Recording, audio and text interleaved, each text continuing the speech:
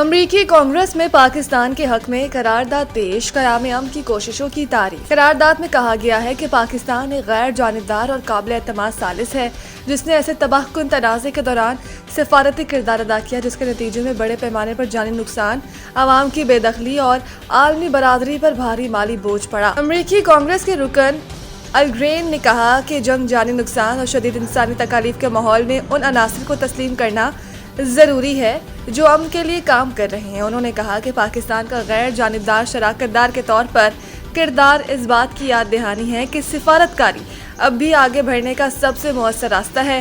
الگرین نے مزید کہا کہ ان کوششوں کو سراہ کر ہم تباہی کے بجائے مذاکرات کو ترجیح دینے اور اس تنازع سے متاثر بے گناہ جانوں کے تحفظ کے عزم کا اعادہ کرتے ہیں۔ آبنر ہرمز میں ایران سے جھڑپوں کے باوجود جنگ بندی برقرار ہے۔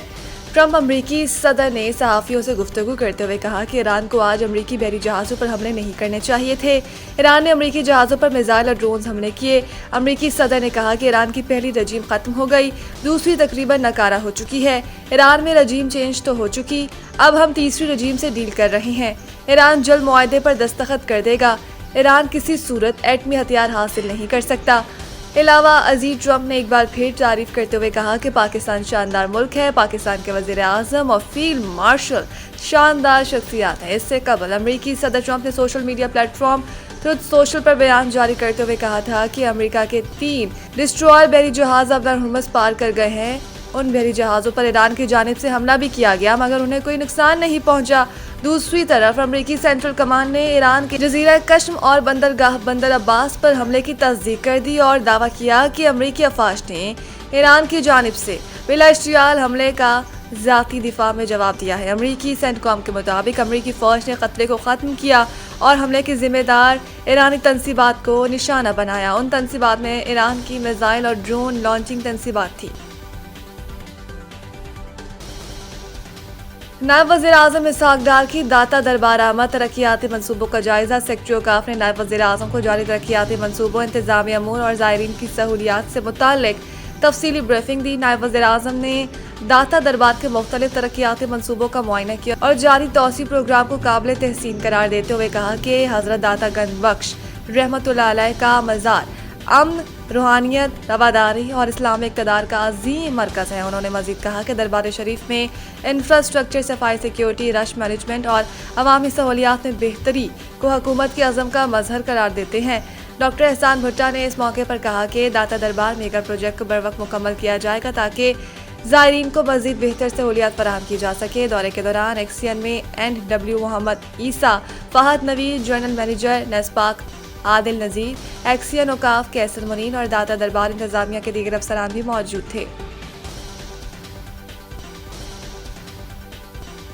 وزیر اعظم اپنا گھر اپنا پروگرام۔ 1845 افراد کو 5 ارب سے زائد قرضے فراہم کر دیے گئے۔ قومی اسمبلی کی قائمہ کمیٹی خزانہ کو بتا دیا گیا ہے کہ آئندہ 4 برسوں میں 5 لاکھ گھروں کی تعمیر کے لیے رعایتی قرضے فراہم کیے جائیں گے۔